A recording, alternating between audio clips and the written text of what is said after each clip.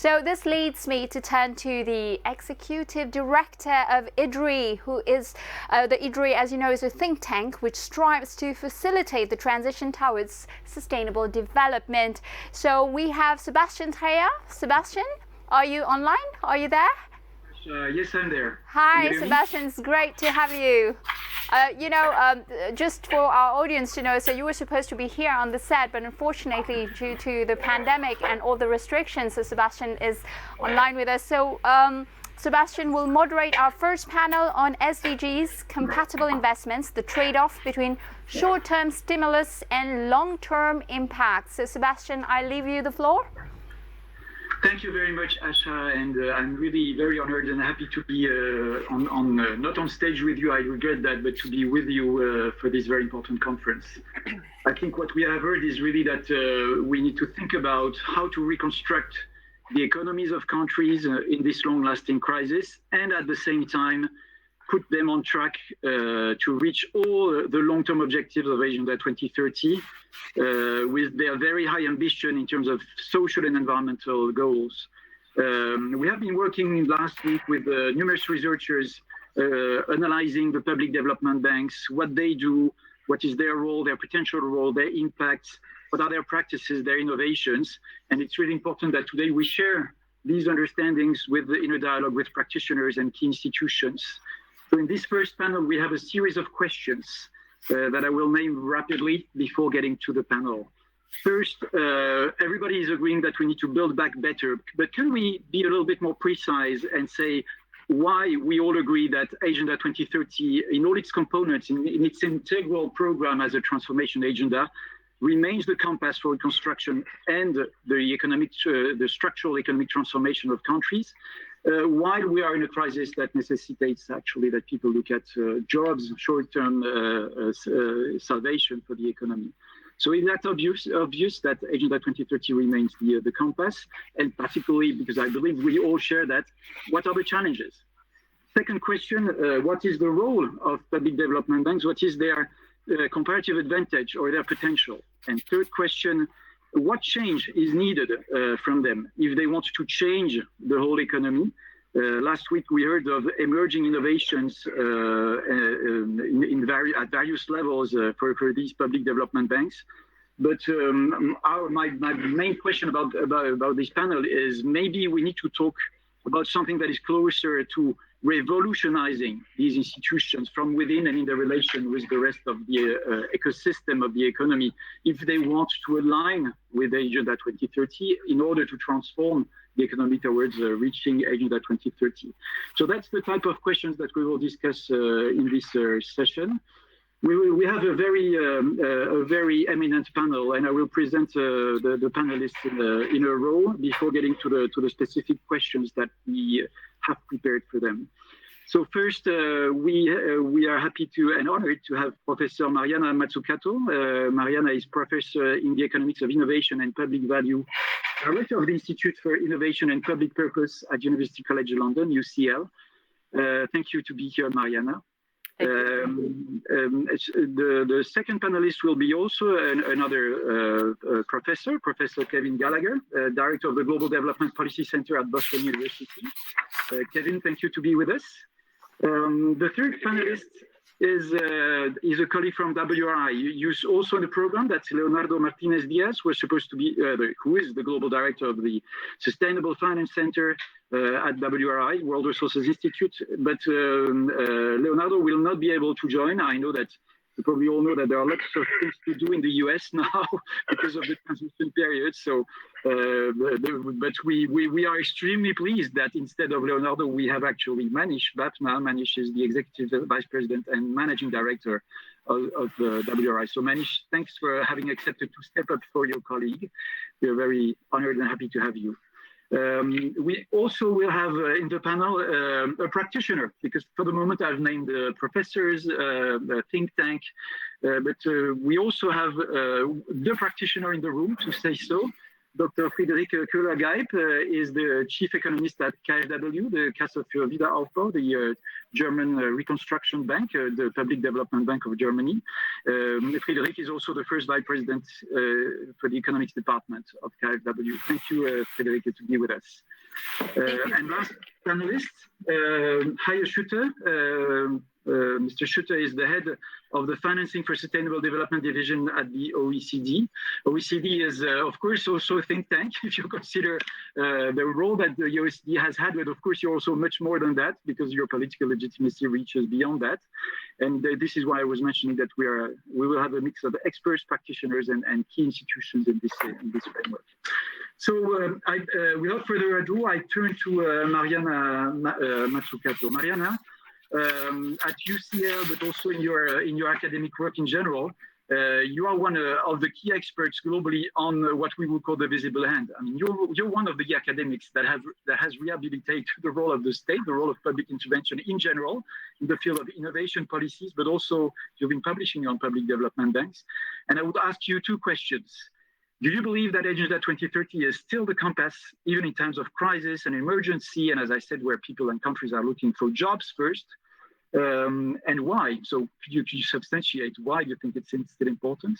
And why does public intervention matter for such a transformation? And in particular, what is the role of public development banks? Mariana, the floor is yours. Sure. So, well, thank you. And you mentioned the word crisis. So my first question back to you is, which crisis are we talking about? We're actually living through multiple crises, and that's exactly the problem. We go from crisis to crisis, and in some ways, the way that actually economic theory informs policymaking, and by policymaking, I mean that distributed network of different types of public agencies at the city level, regional, national, international. This idea that, the whole point is just to fix market failures literally means you have to wait for a crisis, whether it's a small one or a large one, so a market failure to occur before you have any role. And I think the really inspiring thing about the SDGs is they're not seen as system failures. They're actually seen as reimagining what kind of future we want to live in. What's extraordinary in economics is that even a great concept like the public good is even seen as fixing a problem, which is that created by positive externalities. So using the SDGs, the 17 global goals that, I've got 4 kids, they all know about these goals. They're actually taught in primary schools and in secondary schools, which is fantastic.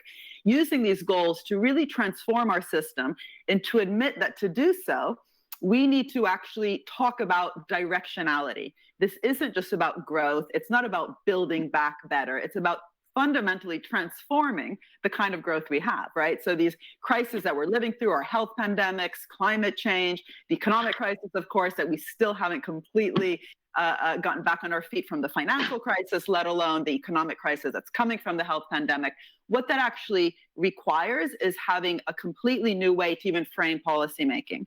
And what the goals allow us to do is to actually really tackle the 169 targets beneath the SDGs, but to use them to transform how we think about industrial strategy, how we think about public procurement, how we think about innovation policy. Just think of all the different instruments, the grants, the loans, the procurement, the prize schemes. Instead of just being seen as handouts, or during a crisis like the health pandemic, the need to immediately bail out certain sectors, how do we actually use the opportunity that's provided to us when government does have a role to actually transform those instruments, to crowd in as much as possible different types of actors in the business sector, but also increasingly in the nonprofit sector, to collaborate, to invest, to innovate towards the goals. But that means we need an outcomes orientation, or what I call a mission orientation to the policies themselves, so that industrial strategy is no longer just a list of sectors, for example, that need support, but problems like the future of mobility, a plastic-free ocean, a carbon-neutral city, healthy aging, which then requires every sector. I can't imagine one sector that wouldn't be part of a carbon-neutral, agenda. But that really requires new design of the instruments themselves. And public banks are absolutely central in this discussion because finance isn't neutral. There's no lack of finance out there. There's plenty of finance. What we don't have is enough patient, long-term, committed finance. So even say venture capital is very exit-driven. It wants to exit in 5, maximum kind of 7 years. What you need in the Death Valley stage, for example, of many different areas is, that patient finance even for 15 to 20 years. And that's what development banks have provided in the past. But to make sure that they themselves think about that redesign opportunity. So it's less about handing out money to sectors or firms that are in trouble, but even to, say, bringing in conditionality. So the loans that are provided are conditional on whether it's carbon reduction or corporate governance issues like not using, tax havens and so on. And I think this is the opportunity we're living through today, which is that building back better, if we're really going to do that, it's a real design challenge because the status quo right now is what got us into the crisis. So we need to redesign the instruments on the ground. And it's not enough to say the state matters. It itself needs to be kind of a thorn in its own side to redesign the instruments to galvanize and catalyze investment and innovation towards the SDGs. Thank you very much, Mariana. That was a very strong initial statement, and we might need to come back about what it means to redesign those instruments and to what extent we might think of redesigning also the instruments of the PDBs. This is why probably I turn to Kevin Gallagher. Kevin, thank you again. You've been working for years also on studying the public development banks and their role, their capacities, but also you've been in the research program that was discussed during the academic days last week. So you also saw what other research papers dealt with the same issue. So I have a series of questions to you. So why, in your perspective, is the alignment of public development banks with Agenda 2030 important? We heard Mariana, and you might want to add something on that. And also, what is the magnitude of the change that this actually means for them? So what type of redesign or revolution for these institutions does that mean? And if you could also give us some understanding of your assessment of the current state of alignment of public development banks with Agenda 2030 and what they do to improve this alignment. What are they already doing? What could they do to scale it up also to be better aligned with Agenda 2030? What's your take on these questions? Well, thanks so much for having me, and I really wish I was there with all of you folks. I'll make 3 points. Number one is that sustainable infrastructure investments should be high priority for PDBs right now because it's most poised to accelerate a COVID crisis recovery and is aligned with Agenda 2030. Unfortunately, according to our research, however, though, PDBs are not aligned right now with mobilizing the necessary investments for sustainable infrastructure in particular and Agenda 23 in general.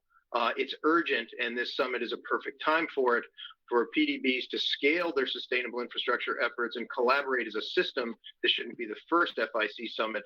This should be the beginning of a new system. Now is not the time to put our agenda aside to try to deal with the crisis. As Mariana said, in many ways, the crisis is among us not because we aren't dealing with Agenda 2030. We all know that infrastructure finance is always one of the most important things as part of a recession to try to put countercyclical financing into a recovery because it has what's called the largest multiplier effect. It brings in the private sector, which is always the most reluctant in the middle of a crisis. What we learn is that if you invest in sustainable infrastructure, which we define as infrastructure projects that are planned, designed, constructed, operated, and decommissioned in a manner that ensures an economic, financial, social, environmental, and institutional sustainability during the entire life cycle of the project, that you can meet more sustainable development goals through such investments than almost any other kind of investment across the spectrum. On an environmental perspective, that means decarbonizing by 2050 and massive investments in climate resilience. One of the least talked about chapters in the World Economic Outlook of the IMF is a study where they model what the impact of a sustainable infrastructure-led recovery would be relative to a conventional recovery.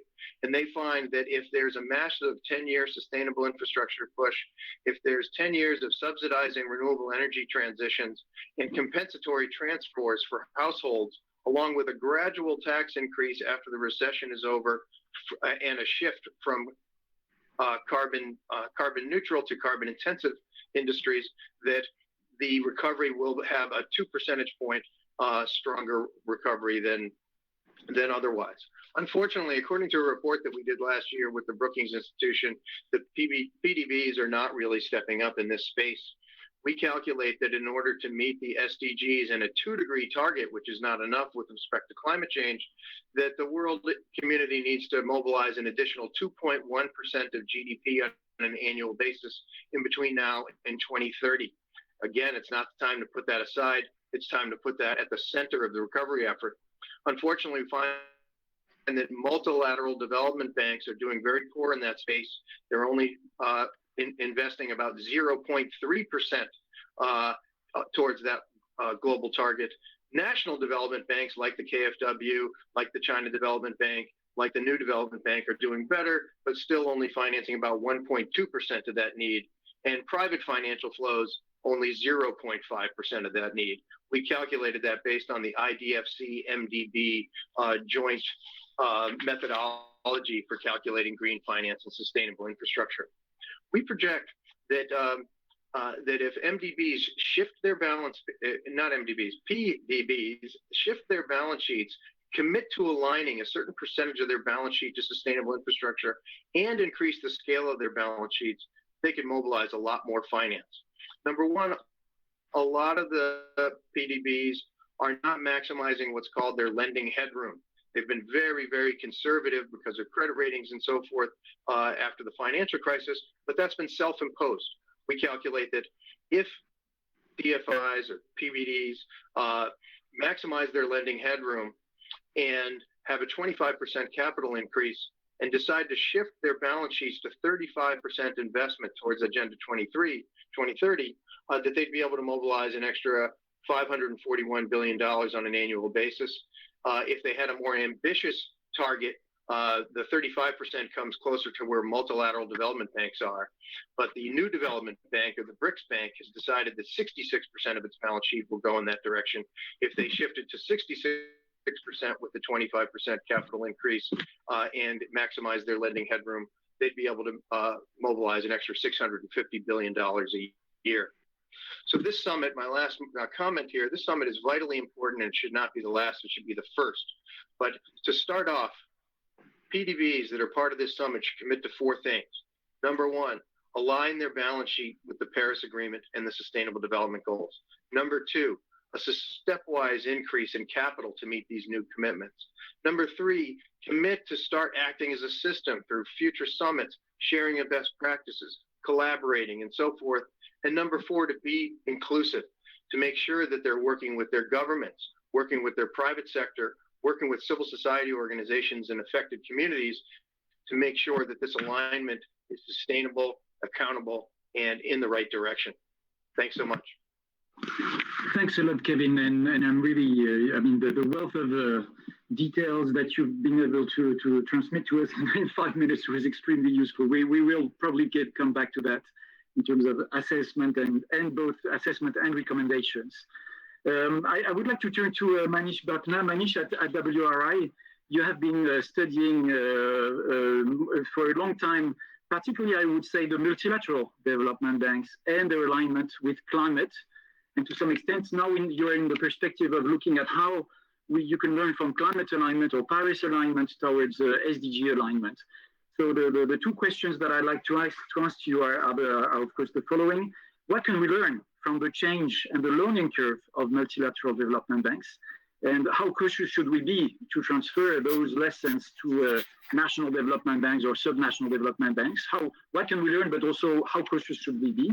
And also, how can we learn from the alignment with Paris, or with the climate objectives, and make it a lesson or a first step if we want to align with Agenda 2030 on the whole? Do you have both recommendations on what could be done and also on what we should be cautious about? Manish, the floor is yours. Great, thank you, Sébastien. I want to start actually with just a quick reflection on the challenge, just building a little bit from Mariana's point about the scale of transformation we need. We're here 5 years after the Paris Accord on climate was signed. Carbon emissions are at 40 gigatons here at the end of 2020, right? We're going to need to, in order to meet something close to a 1.5 degree pathway, we're going to have to decrease that by half every decade. 20 gigatons by 2030, 10 gigatons by 2040, 5 gigatons by 2050, and those 5 gigatons will have to find negative emission technologies in order to address. And the point here is that we are not talking about incremental change. We're talking about whole-scale transformation, and that will require significant fundamental change in all the core economic systems in the planet today. And that's just on climate. And when one looks at the entire SDG agenda, we should not downplay the systemic change that we need across a wide range of sectors. And it's in that context that I think this conversation and this question is just so incredibly important. In 2018, the multilateral development banks put forward a plan around how they were going to actually comply with Article 2.1c in the Paris Agreement. And that article, which I suspect everyone is quite familiar with, is about how to make financial flows consistent with the Paris objective. They built this out, they kind of unpacked this into 6 building blocks on mitigation, adaptation, climate finance, policy support, reporting, and their own internal operations. And over the past couple of years, they've been trying to develop that framework further and put it in practice. They've made some good progress on mitigation and adaptation, but I think to some extent, there's been some challenges kind of in 2 areas. One is around the coverage, that the application of their approach to embedding the Paris Agreement looks at kind of new lending, doesn't look at their existing portfolio, doesn't actively look at investments through financial intermediaries, and also looks primarily at projects, but doesn't necessarily look at policy support. So one of the interesting observations about the MDB experience with Paris alignment is this issue of how do we ensure adequate coverage. The second has to do with pace. The crisis, the economic and COVID-19 health pandemic has really made things a little bit less fast-paced as we would have expected. Right now, the timeline is looking at 2023, 2024, when they would actually show full alignment. And so there's a question around pace that I think we also need to be careful about, given the challenge at scale. So when you come to what are the lessons from the MDB experience over the past 2-3 years, in terms of what can that kind of share, what are the lessons that we could look for public development banks more broadly at the SDG agenda? 3 lessons come to mind that I think are worth talking about. One is that one really needs to have a whole of bank approach, right? Not looking only at projects, not looking at future lending, but really how do we embed Paris alignment or SDG alignment, not only in their investment lending, but in their policy support, in their technical advice, in their analytical work, in their country strategies. So that whole of bank approach, incredibly important. The second lesson is how one actually puts in place a framework to assess alignment. So for mitigation, for example, the MDBs have developed kind of a framework that looks at what types of investments are aligned, what types might be misaligned, and what types might be conditionally aligned. Aligned investments, renewables, non-motorized kind of transport infrastructure, clearly aligned with the Paris Agreement. Misaligned, coal-fired power plants, upstream oil and gas exploration. But there's a lot that could be conditionally aligned or not aligned. You look at certain types of gas plants under certain conditions. Would they be actually compatible with the Paris Agreement or not? You look at grid infrastructure. Would grid infrastructure be connected or helping support more lower carbon energy sources, power sources, or higher carbon sources? And what are the implications for that? So the second part here is there's some real lessons that the MDBs have put in place around trying to assess alignment of different types of investment projects, and particularly trying to put in place frameworks that can help them better understand those that may or may not be aligned.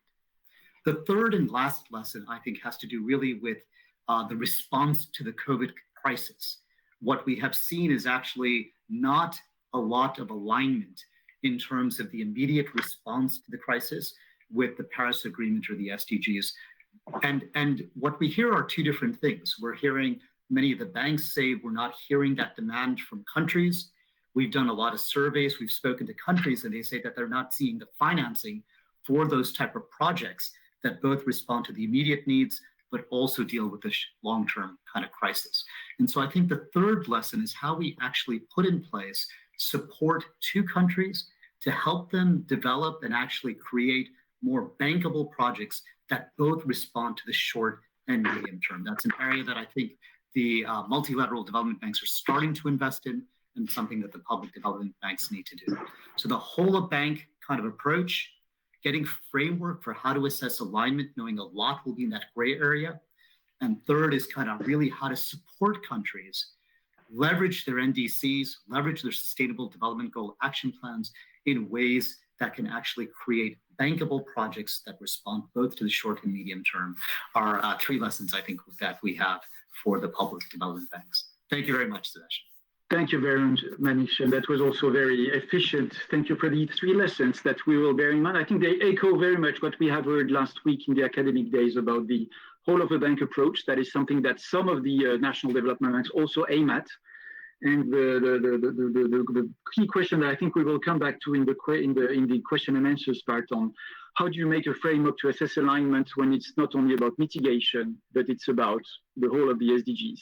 And that's a key challenge I think we will need to come back to. I just want to also remind the audience that you are most welcome to use the question and answer platform to ask questions and also put comments that the Master of Ceremonies, Asha, will be facilitating and asking to the panel once we've finished with the question and answers among the panelists. So please don't hesitate to use the question and answer platform. So now we've heard three analytical, but also lots of recommendations, but three analysts who have been analyzing the animals that are these public development banks. And I'd like to turn to Fritzi Kohler-Geib because you're living within the animal. So how is it, the question that I have for you as a chief economist of KfW is, how do you see your role as a public development bank, and why does it matter that you align with Agenda 2030? How can a public development bank like yours contribute concretely? What does that mean? Could you have some examples about that? And I think we'd be also keen to see how you see for your own organization this challenge in this whole of a bank approach that Manish told about. How are you currently doing on aligning with Agenda 2030, and what are the challenges ahead for you? Yeah, thank you very much for this opportunity. I very much liked to listen also to Mariana's, Kevin's, and Manish's points. And I'd like to add 3 points here, and that's one. There is the concern that in the COVID crisis, the transformation to doing business in a more sustainable way may drop in priority, and that there is a trade-off. In principle, I think there needs not to be a trade-off, quite to the contrary. And it's referring to a point that also Mariana made, that there is actually need to stabilize the economy. We do see in our data that the private sector is investing less in this time. And so there is the need for the state to step in, to support, to incentivize, and so on. And here, I think, comes the point that if that is done not only with perspective to stabilization, but much rather with regards to the structural changes that are necessary to be successful in that shift towards a new, more sustainable way of doing business, I think there does not have to be the trade-off. Development banks play a crucial role in this. And I see actually two particular ways in which development banks contribute. And that is one, providing sustainable financing that mobilizes further private capital. And then two, by establishing sustainability standards that can be used in capital markets. And I think that KfW is on this track. It's working on it because there is no, and that's basically the second point. So development banks have an important role to play, and KfW is on the way. Because there is no standardized procedure for reporting on the SDG, KfW has developed its own group-wide SDG mapping. And this mapping offers a standardized procedure for transparently reporting annually on the intended positive contributions of KfW's newly committed financing activities to achieve the SDGs. And when we look at the commitments, climate action measures by themselves represent 28 billion euro. And with that, KfW so far is one of the leading supporters of Paris climate targets. There is also this agenda of Paris compatibility and basically achieving a climate neutral portfolio by 2050. And here, KfW is setting up exclusion lists, is also working on technology paths. And now I'm referring to something that Kevin mentioned. It requires actually a careful discussion and alignment with governments and also with other stakeholders in the economy. Development banks can't do that by themselves. A third element that I would like to mention under the second point, the role of development banks, is a national program that KfW has, the Klimaschutzinitiative Mittelstand, where KfW is providing subsidized loans that basically support the EU taxonomy. And certainly, and that's a point that you also asked about, Sébastien, there are challenges on the way, of course, no? Because one can imagine points where there are attractive business activities and one would decide not to engage because they may not be aligned with the goals. And of course, there need to be trade-offs in that context. And another point is related to information. Basically, there needs to be harmonized information for bank-wide monitoring tools and reporting. And that is the third point, that actually to successfully align with the SDGs, there is really a high demand for reliable and informative data to that effect. And I'll leave it here and I'm happy to discuss. Thank you. Thank you very much, Friederike. That was really extremely useful to hear from one of the practitioners, and not just about those who study, but also understand how you manage to see your role and your progresses. And I think Kevin mentioned it also, but you insisted on that particularly. The idea is that there is a whole connection between what the public development banks can do and their ecosystem, meaning the private players, but also the rest of the society, the government, the public policies.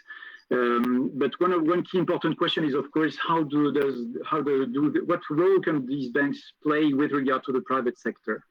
And we are very happy to have, as a contributor in the panel, Haye Schutte, because OECD and UNDP have been working on the G7 mandate on what it means for the private sector to align with Agenda 2030, meaning both the private sector in general, but also specifically the financial private sector. And so my general question would be, from your work, why should all of these actors align with SDGs? What does alignment mean for them? How complicated is it also to represent what alignment with 17 goals, what that could mean? And of course, how do you relate what private sector players are doing with regard to alignment with the role of public development banks? So in general, what are your current findings? I know that you're going to present them, or you presented them this morning. I don't know exactly. It's going to be a week full of events, but I know that this is also a very recent results that you can tell us about on the state of alignment of the private sector with Agenda 2030. Haye, the floor is yours. Excellent. Thank you so much, Sébastien. Thanks for the organizers to invite us here to do a bit of a sneak preview, I have to say, on work that is going to be officially launched and presented at the Paris Peace Forum, also with some additional contributions at the Finance and Commons Summit. So that's Thursday this week. Basically, as you're asking for the private sector, I mean, there's a lot of progress, I think, but one has to, I think, acknowledge, as Mariana and others have referred to, that overall, I think we believe that the private sector is lagging behind, basically, in aligning its finance with the SDGs. A recent survey, for example, of some 75 of the greatest asset managers showed that only less than half of those are actually developing an approach to the SDGs. Of the companies that are reporting to the UN principles for responsible investments, only 50% refer to the SDGs. That's good, not sufficient, but only 10% of them are actually describing in some detail what they actually do. Now, we know from the magnitudes of the finance that is necessary to address the pre-COVID financing, SDG financing gap. We typically talk about something like 2.5 trillion annually. We talk about probably 1 trillion that is now necessary in 2020 alone, basically to step in order to do a COVID recovery package in developing countries. So I have probably something like a 3.5 trillion financing gap currently that we're talking about. That only a small part will be actually be able to be covered from public, especially concessional public resources. Now, on the other hand, there is the substantial global assets that are currently floating around, especially in the global north, something like 379 trillion. And so what we try to say is basically if we would be able to align 1% one planet, we would basically be able to address this financing gap. So 1% for one planet. Now, when we talk to us about the Sébastien, about alignment, we basically say, well, it should have a positive impact towards the SDGs over the life cycle of the investment, and should ensure that the investments do not harm across the SDGs, and it has an equality dimension, leaving no one behind, but also a sustainability dimension. Now, to your second, if you like, question about the role of the public development banks. Well, we believe that, and that's the ambition, I think, also of the Finance and Commons Summit, that the public development banks do a very important role, and Federica was just referring to that, but they could actually do much better. And basically, they are sitting at this sweet spot between domestic and international money, between public and market, between public and private finance. And yes, they do extremely well, and Marish and Kevin have outlined, obviously some of the gaps there. But we believe that they not only should be a funder, but also, some Federica referred to, be much more a capitalizer, a catalyst, basically, for additional funding, especially from the private sector. So, and here they can also help the governments to build markets to do so, and basically help also governments in their policy reforms to do so. Now, let me, maybe in your last point here, come to the framework that we have been developing with some 80 experts and institutions in the course of last year, together with UNDP under a G7 mandate. And basically, it tries to address the issue of what does SDG alignment mean? So what is the framework? And I think Manish was referring to that, to capsulate that. Now, SDG alignment will not happen spontaneous. We believe that there are three issues that are preventing an alignment. I mean, first of all, there's a lack of transparency in sustainable finance. So there's a proliferation of standards and initiatives. And that basically then is also making it difficult for the private sector to basically address the funding in line with the SDGs. Second, there's a lack of accountability. So especially in regard to non-financial returns. So most of the current things that are out there, they are basically voluntary, they lack teeth, And thereby, we believe the risk to be kind of an undermining of efforts towards sustainable investment. Third, there's a lack of coherence. So there is basically driven by a lack of incentives and fragmented regulation. Fossil fuel subsidies to be, for example, one example. OECD and G20 countries are providing something like 180 billion a year in fossil fuel subsidies. It has been referred to already prior, and we believe there's a need for better alignment of policies. Now, the framework that we're going to launch, and let me conclude with that, Sébastien, is basically calling for objectives and policy actions around 3 pillars. So one, better policies to create appropriate incentives, promote accountability, and basically thereby create more efficient markets. Second, standards that would raise the bar on sustainability, that would strive for transparency, for accountability and harmonization. And yes, there's a lot out there, but we believe there needs to be a push for a common set of standards, underlined with appropriate methodologies and accounting mechanism. And my last pillar there is to have better tools to leverage existing resources, both from public as well as private sources.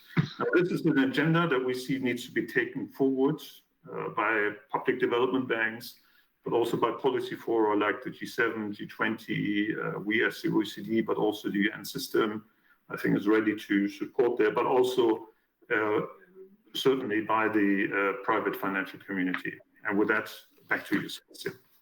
Thank you very much, Javier. And thanks for all the 5 panelists who have been so efficient. We still have around a quarter of an hour to ask some questions that I think I would like to ask you before going to the questions of the audience.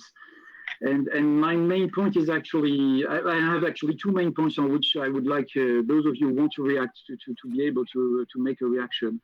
The first thing is that we are, of course, under a lot of scrutiny in this Financing Commons Summit, where we talk about the potential of public development banks, while NGOs are saying, but those public development banks, for the moment, they are misaligned.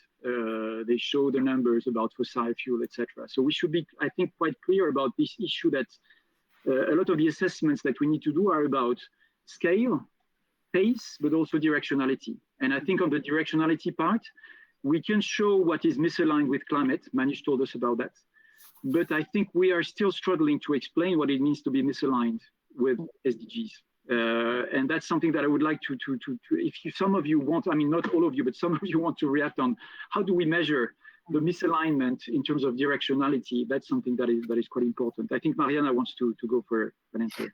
Yeah, I mean, I think there's different ways to look at misalignment. The most obvious way is that unless you have a really explicit mission, for example, like the EIB does now to become the climate bank, right? There's a risk that in the end you will just disperse a lot of funds with these kind of false categories. I personally believe, and I know this is very controversial, but I'm not a politician, so I can say it, that there's a misplaced emphasis, for example, in SMEs, on small, medium enterprises. What you really want to do is help SMEs scale up, not just remain small. And then to help them scale up, the question is, what is the kind of demand pull or the supply push that you're scaling up towards, right? So that's why, on some other instruments, government procurement has been so important to create the kind of markets that SMEs need.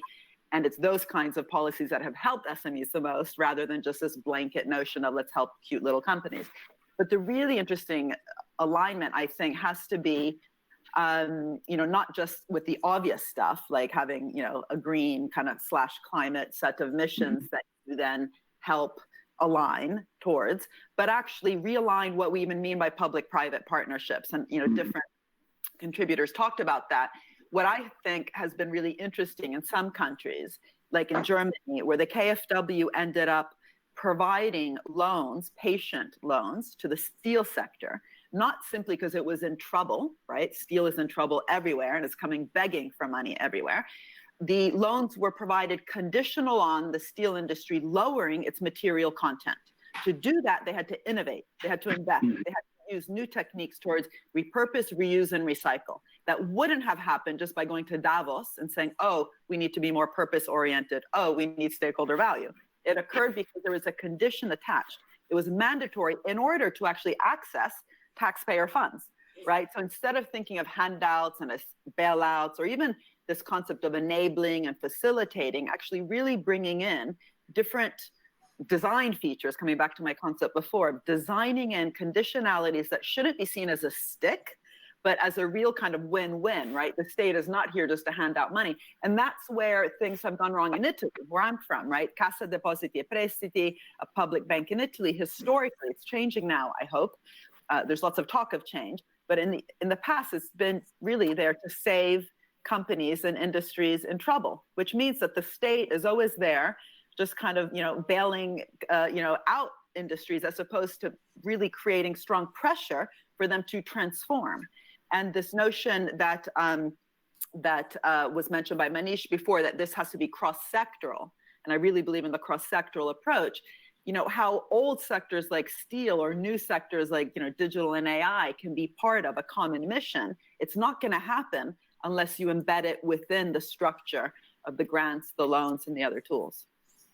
Thank you very much, Mariana. I just want to, I understand that Manish wants to come in. It's complicated to be a facilitator when you're not on the same place, so you don't see exactly what people want to do. But I wanted to add something, because to some extent, I jump on something that Kevin and Manish have mentioned. I mean, you understand what it means to be aligned with mitigation, but if you want to have sustainable infrastructure that are also aligned with to say biodiversity, for instance, that's going to be challenging, and mostly depending on local context, I would say.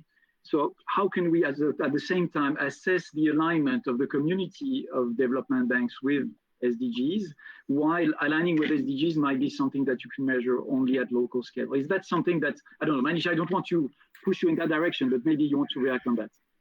No, I think that's exactly the right question, Sebastian, because we're dealing with multiple crises, right? So you have, just take, for example, irrigation. A lot of public development banks invest in irrigation programs around the world. At one level, that could be incredibly important for achieving food production, rural poverty, food security goals. On another, if you're in a water scarce area, is that going to extract more water than we have available at a time of 2 or 3 degrees of warming? Will water-intensive crops be actually what we should be growing in that area? So you're going to see road infrastructure for private cars, perhaps okay at some point in time, but perhaps not at other points in time. So as we move from Paris to SDG, we're going to see even more potential trade-offs between investments in certain areas. And so this kind of framework of how one thinks about investments that could be conditionally aligned will require a much more in-depth understanding, as you exactly said, of the local and national context and how one thinks about those trade-offs when one is facing multiple crises. And so to me, that gets into the importance of actually, the SDG and NDCs, the actual analysis that goes into situating and understanding what the priorities should be in a country in a local context, recognizing the interdependence, the synergies, and the trade-offs between these different agencies. And that's where support to help countries think through that will be incredibly well placed to enable them to respond to these multiple crises at the same time. Thank you, Manish. I know that I should give the floor to Friederike and Haye, but maybe we want to hear some questions from the audience. Asha, maybe so that you can also react on those questions. Absolutely. That was a brilliant discussion, Sebastian. I think you've handled it very nicely, because being online and virtually not seeing people is very challenging. You've done a great job so far. So thank you, everyone, for highlighting the priority objectives to achieve the alignment of the SDGs. We have a couple of questions here, and we have approximately 10 minutes, so it should be we should be able to take a few of them. So Sebastian, probably there's this first question here on long-term versus short-term. That is the question. So how can development banks really, conciliate the enormous challenge behind our day-to-day consumption and behaviors with global imbalances such as climate? So briefly, I don't know who would like to pick that question there. maybe I have to turn to those who haven't spoken yet in the second round of questions. So, absolutely. How do, from KfW, how do you handle long-term and short-term? Yeah, I think that when it comes to societal goals, as for example climate neutrality, I think this is exactly the area where you want to provide loans with subsidized interest rates, where you basically want to have an interest differential. Of course, that's a challenge in times when interest rate levels are particularly low, but that then is a question about how to implement it, and we've found ways around it. But I think what you really need is, and I think it came through in the entire discussion, basically financing is part of the story, and I think that for KfW at least, the SDG mapping in itself of the portfolio has been a really important step, because it creates transparency, because you take stock of where you are, and you get aware of the different trade-offs that were alluded to. But then you also do have complementary policies that are necessary. I think, for example, when we think about climate neutrality, we do need reliable and planably increasing CO2 price signal. Otherwise, you won't get the incentives for the private sector and for consumers to alter their decisions. And I think that at the end is a political decision where to set it, or basically to put in place the mechanisms that we come to that path. And then I would just like to say that there is really also that point of the trade-offs between different SDG goals. And on that one, Mariana, I think one has to talk about small and medium-sized enterprises, maybe not in this panel, but actually there are different opinions. No, of course you do want them to scale, and they do play an important role for employment and so on. And also on the tissue of society. And I think we can't underestimate this point, and it's actually also related to SDGs. So I'll leave it here. Thank you. Brilliant. Sébastien, another question here from Caterina Fonseca, who is asking if multilateral development banks are aligning investments with the Paris Agreement, but not aligned to the 2030 SDGs agenda. So they aim at different things. The taxonomies are different, and at some level, they're also contradictions. So how can we go about this? Are there any examples of PDBs aligned to both the agenda, the 2030 agenda, and the Paris Agreement? That was a long question, but I think it was important to give some background first. Yes, I mean the question was asked initially about MDBs, and I think Manish already answered that it was already challenging for them to align with Paris Agreement. And Manish, do you have any example of that? And then I probably need to turn also to Hayes so that his point about that. Just a quick example, maybe. I mean, so I think the MDBs are moving towards Paris alignment, but they're not there yet. Right now, they're looking to try to get there by 2023, 2024. But what we need to make sure is that it isn't that if something is misaligned, that it should not be funded by the MDBs, not just be a factor into their decision making. One of the things that the multilateral development banks will be confronting about Paris alignment, the example, is around gas. Under what conditions are investments in natural gas aligned with Paris, and where are they not? That is going to be a very important example or question. To your second point, though, I would argue that the Paris Agreement and the SDGs are inextricably interlinked and interdependent. So we should be looking at these as one holistic agenda, not as two separate agendas that are competing. And that gets back to this earlier point about how we think about investments that really tackle multiple crises at the same time, or multiple challenges at the same time. Right. I think Manish, the audience was very interested in everything that you've put out there during your presentations. We got quite a couple of questions on that topic. Obviously, I'm not going through all of them, but globally, what you just covered most of it. So another question here from Tommaso Ferrando.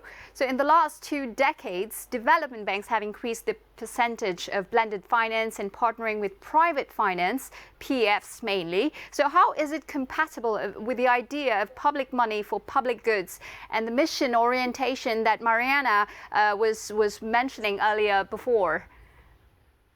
If you agree, Asha, because it's a strange role that I have, I'm now directing your questions, but I think Haya has precisely been looking about that, and we could absolutely. Maybe a last word to Mariana.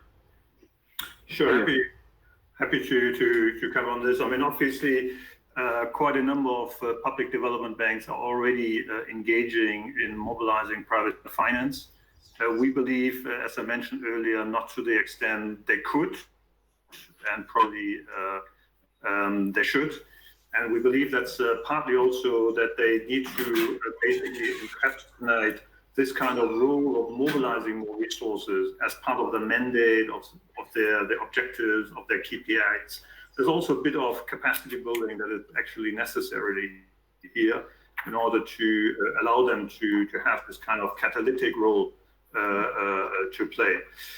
Just to say that, for example, also on what Manish was referring to, just on Friday last week, the OECD put out its biannual report on the climate finance 100 billion commitment by 2020. You know that as part of the Paris Agreement, MDBs, or everybody basically, we collectively, the global north, committed to provide 100 billion by 2020 of funding. Just to say that we have seen a rather stagnating, at least according to our figures, of the performance of the MDBs. Now, the most recent reliable figures that we had were actually only from 2018, but also the kind of knowledge and the data that we're getting for 2019 shows that while bilateral funding has actually increased, it has been rather, the MDBs have not in the same vein and in target to the 100 billion objective by 2020 increased their deliberations in mobilizing this private finance. So there is, I think, more that they can do, and it's very much, I think, what is necessary is much this kind of transformational redesign, the revolution to a certain extent that colleagues here talked about. That is part of the answer of how to do this. Maybe I wanted to ask Mariana, how do you do public-private partnerships and at the same time want to target public money for public goods? Is that a contradiction in terms or not?